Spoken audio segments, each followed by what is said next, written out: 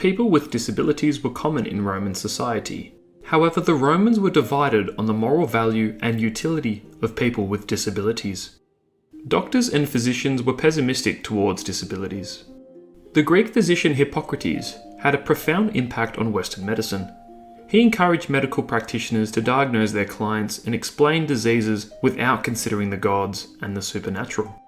Hippocrates believed that human beings differ according to intellect, memory, concentration, speed of thought, and stability. He believed that a well-balanced routine consisting of both nutrition and physical exercise could be used to treat a dumb person. In the 1st and 2nd centuries AD, a Greek doctor by the name of Soranus of Ephesus worked in Rome in the field of gynecology. During his career, he claimed that children with disability were in fact not worth raising. He also believed that women looking to be midwives or wet nurses had to be physically and mentally fit, believing that disability may have a significant impact on the newborns. A later Roman physician called Garland claimed that both physical and mental impairments resulted from physical imbalances of the four humours. The four humours was a type of temperament theory that categorized human personality into four categories. These imbalances were often viewed as liabilities in the eyes of the Romans.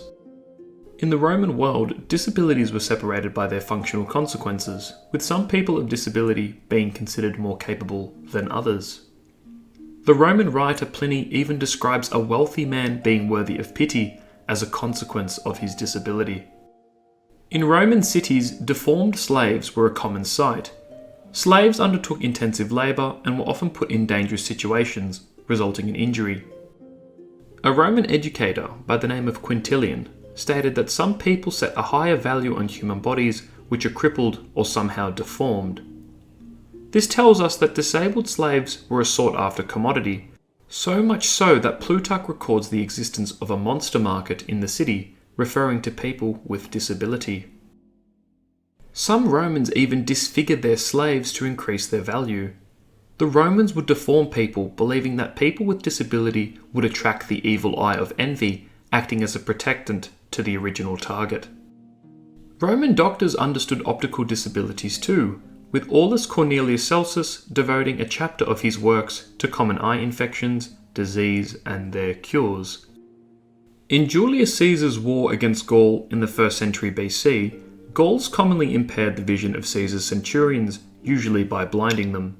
The Roman state compensated these soldiers, paying them a sum of money. Disabilities received while in military were seen as honorary, with eye injuries being the most common. Roman law and political institutions were much more ruthless towards disability. The 12 Tablets, which stood at the foundation of Roman legislation, contained a law that said that disabled children should be put to death, usually by stoning. In some circumstances, Roman emperors were mocked for their disabilities, like when the philosopher Seneca was amused by the Emperor Claudius's poor speaking skills and his limp. These mockings continued towards the bold, as the Romans believed that boldness was the result of immorality, drunkenness, and indulgence. The development of Stoicism in Rome changed Roman perspectives on disability. The core principle of Stoicism was that human beings should not be worried about things they cannot control. This meant that if one was disabled, he or she should not worry about it. However, at the same time, it was still normal for people to prefer health than to illness. Stoics never mocked the disabled, and Stoics believe that he who mocks those don't share a vision of his life. As the famous Stoic philosopher Musonius Rufus said, the only person suffering damage from an insult is the insulter, not the insulted. Roman opinions on disability were broad and diverse. However, we can learn from Roman Stoicism on how we ought to treat each other, whether disabled or not.